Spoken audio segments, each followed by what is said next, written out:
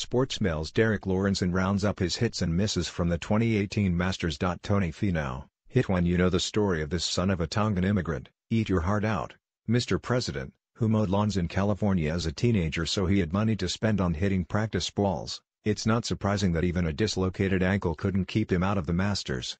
Why, you just pop it back in, and go out and shoot 68, what's the problem? Jack Nicklaus, hit par 3 contest is a little too schmaltzy for me, but it was hard not to get caught up in Jack's joy when his grandson Gary had his first hole-in-one. Gary is a singer by trade, but it was a tearful Jack whose voice struck home. Allow me to put my 6 jackets in the closet and say I don't know if I've had a more pleasurable day on the golf course, he said. Tiger and Phil, hit. It's an age-old story started by Ben Hogan and Sam Snead, continued by Jack Nicklaus and Arnold Palmer, and now we have Tiger Woods and Phil Mickelson, sworn rivals who become respectful buddies as age catches up with them. What a pleasure to be there to see the disbelief on Tiger's face when Phil holed a ridiculous chip shot in practice. Azaleas. Heat is Rory McIlroy's predicament in the Azaleas on the 13th hole on Saturday. Illustrated. There was a particularly spectacular profusion of pink this year.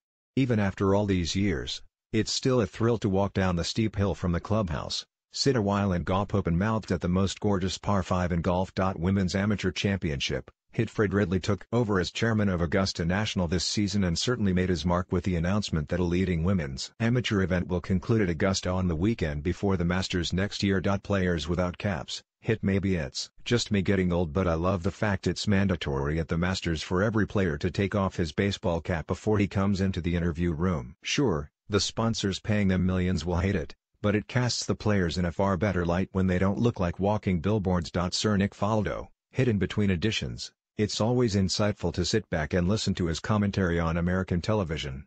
Every 5 minutes it seems, he comes up with something that makes you think. That's why you won 3 green jackets. Slow play, Miss Si. You'd think with a tiny-sized field, play over the first 2 days would be a lot quicker.